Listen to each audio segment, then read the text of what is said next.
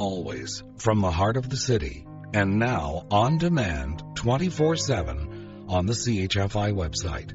This is the soundtrack to Power. And I'm Don Jackson, around the world on the internet. So I went looking back in my files of past programs to this date in 03, hoping to find something about a very specific incident. The file was blank, and for good reason. The power went down that day. But this was no ordinary power blackout. It was 6 years ago today that we found ourselves in the dark, literally, and not only Toronto, but almost all of the northeast portion of the continent. We learned a lot from that disaster about ourselves and about the systems we rely on. A grid that is ever so fragile.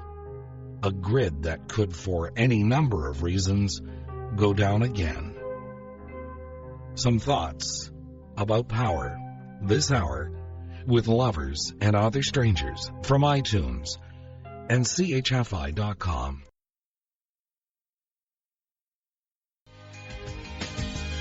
Counting crows in a big yellow taxi, and you don't know what you've got till it's gone. Like electricity. And Don Henley with the end of the Innocence. I'm Don Jackson with Lovers and Other Strangers from iTunes and CHFI.com. Our complacency, that was the belief that nothing could ever go wrong, was shattered on that day in 2003. When we think of huge blackouts, we can't help but be reminded of one ice storm in Quebec in the middle of the winter that had people freezing in the dark. It showed Quebecers how fragile their power grid was, that a buildup of ice could disrupt their lives. I just discovered that a neighbor of mine actually worked on restoring the power after that huge storm. Ours came late in the summer, when all we had to contend with was the heat. It brought out the best in us and the worst. I was off for the night, thankfully, and sitting out at my backyard patio table with a few neighbors, so we were unaware that the power had gone down. When it became apparent, we, like everybody else, believed it to be a temporary blip, a strained system, trying to keep up with the demands of air conditioners on a hot summer's day. We quickly learned otherwise. The historic blackout in 03 made us realize just how much we rely on the power grid to keep everything running. It also made alternative power sources seem attractive. Those with solar panels on their homes were able to keep some of their appliances running. These stats were from Real Simple magazine, and I quote, "Recycling one aluminum can save enough energy to run a TV set for 3 hours. The energy saved by recycling one plastic bottle can power a computer for 25 minutes. Unquote. With our home computers and laptops so incredibly powerful today, I'm reminded of a time when that kind of energy was almost unthinkable. Dennis Waitley from Empires of the Mind, published by Morrow, wrote, "Today, when I throw away a musical birthday card, I am tossing out more computer power than existed in the entire world before 1948. Unquote.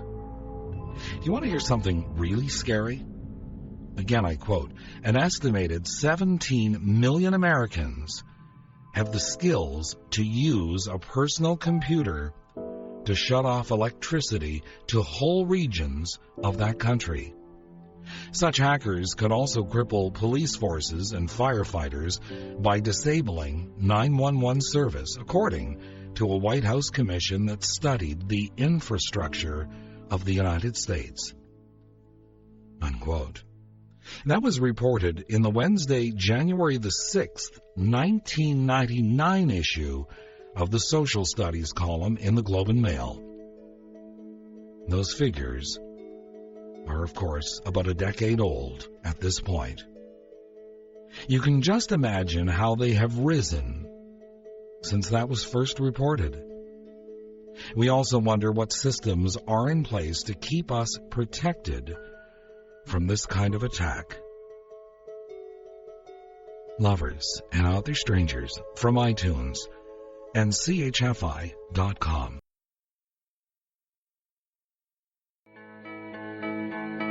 Snow Patrol, Chasing Cars, and Sting with Fragile. I'm Don Jackson with Lovers and Other Strangers from iTunes and CHFI.com. Our main theme for the hour is all about power. And then there was the great New York blackout in 1977. There was even a movie made in '78 that starred Jim Mitchum, Robert Carradine, Ray Milland, and others that had some punks terrorizing an apartment complex during the electrical outage.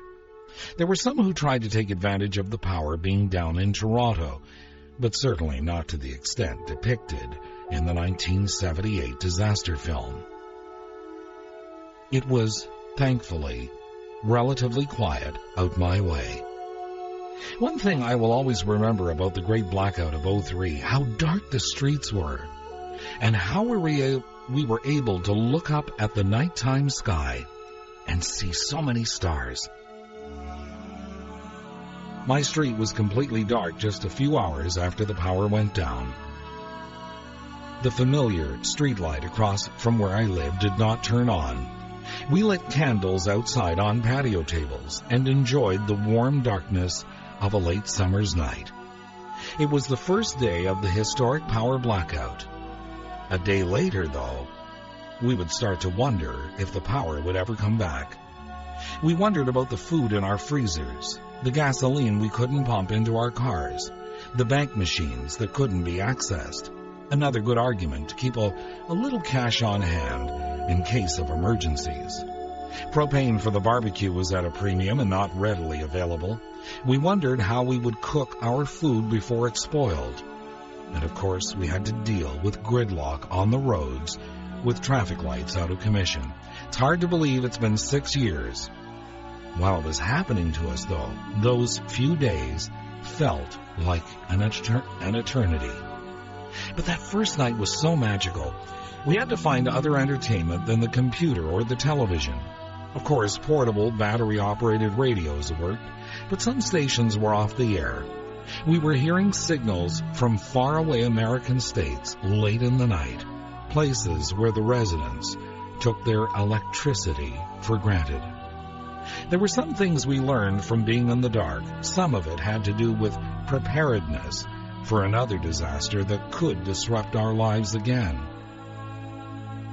Here's something else to consider. Speaking of streetlights, in July of last year, the American Scholar reported streetlights consume 8% of the electricity used for lighting worldwide. Meanwhile, the moon and stars, our original inexhaustible nightlights, are obscured from view by light pollution in many densely populated areas. A collective of California designers has created a lunar resonant streetlight that dims in response to available moonlight. The group's Civil Twilight hopes to save energy and reclaim the opportunity for urban stargazing. Unquote. That from the American Scholar and a past issue of the Globe and Mail's Social Studies column. We learned what it must have been like for our distant ancestors to look up at billions of stars and an incredibly bright moon. Lovers and Other Strangers from iTunes and CHFI.com. Cat Stevens and Moonshadow and Neil Young out under a harvest moon. I'm Don Jackson with Lovers and Other Strangers from iTunes and CHFI.com. Late last night, my wife was looking out the bedroom window and just happened to see one of the shooting stars I've been talking about for a few programs this week. I told her she was very lucky to have been in the right place at the right time. It reminded me how easy it was to see so many shooting stars in '03 with the lights off. Russell Baker from There's a Country in My Cellar, published by Morrow, wrote, "Television was the most revolutionary event of the century. Its importance was in a class with the discovery of gunpowder and the invention of the printing press, which changed the human condition for centuries afterwards. With television, humanity would no longer sit on the front steps and chat, or gather in the parlor to see if human friction might brighten the evening. From now on, people would hunker in dim rooms, alone, or in silent groups, which is the same thing, watching pictures flicker on electronic furniture." Unquote. During the Great Blackout, we needed to take up age-old entertainments like board games and card games played by candlelight, or a good book read by lamplight. Better still, some of us enjoyed stargazing. There are some things that are even more powerful than what comes through the lines and into our homes. And I'm not talking about alternative power supplies any longer this hour. Leo Buscaglia, in his book Born for Love, published by Slack, wrote, and I quote, "Too often we underestimate the power of a touch, a smile, a kind word, a listening ear, an honest compliment, or the smallest act of caring, all of which have the potential to turn a life around. It's overwhelming to consider the continuous opportunities there are to make our love felt." Unquote. Washington Irving said there is a sacredness in tears. They are not the mark of weakness, but of power. They speak more eloquently than 10,000 tongues. They are the messengers of overwhelming grief, of deep contrition, and of unspeakable love.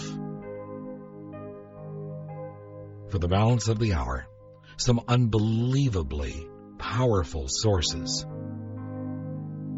Lovers and Other Strangers from iTunes and CHFI.com. Faith Hill and Cry, Just a Little. And Celine Dion with The Power of Love. I'm Don Jackson with Lovers and Other Strangers from iTunes and CHFI.com. Leo Roston in Look magazine spoke of, and I quote, "the power of words.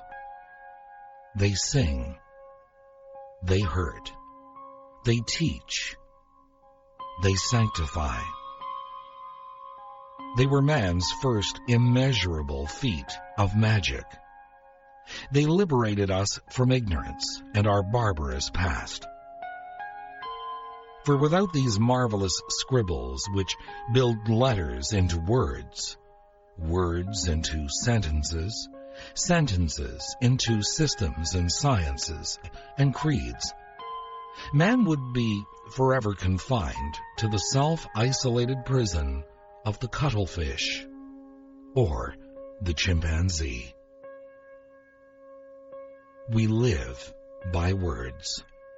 Love, truth, God. We fight for words, freedom, country, fame. We die for words, liberty, glory, honor. And those who truly shape our destiny, the giants who teach us, inspire us, lead us to deeds of immortality, are those who use words with clarity, grandeur, and passion. Socrates, Jesus, Luther, Lincoln, Churchill. Caught between affluence and anxiety, we may give thanks for the endless riches in the kingdom of print. Leo Roston in Look magazine.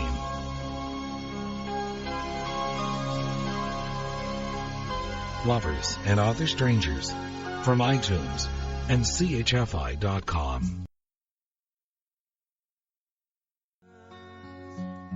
Extreme and More Than Words.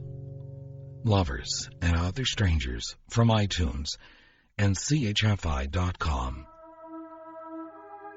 Finally, this hour, an excerpt from the book Full Esteem Ahead by Diane Lumens with Julia Lumens, and published by Global Learning, and also featured in the collection A Second Helping of Chicken Soup for the Soul, edited by Jack Canfield and Mark Victor Hansen.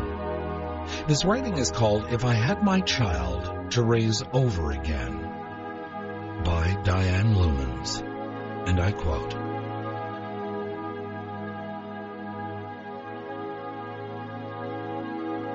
"If I had my child to raise all over again, I'd finger paint more and point the finger less.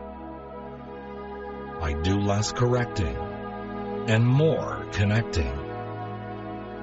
I'd take my eyes off my watch and watch with my eyes.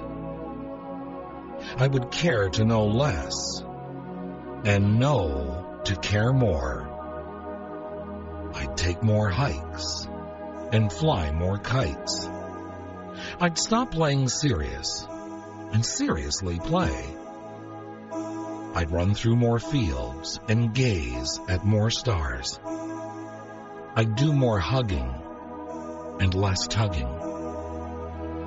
I would be firm less often and affirm much more. I'd build self-esteem first and the house later. I'd teach less about the love of power and more about the power of love."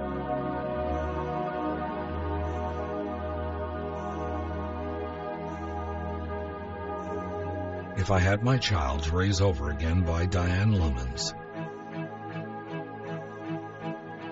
I'm Don Jackson from iTunes and CHFI.com.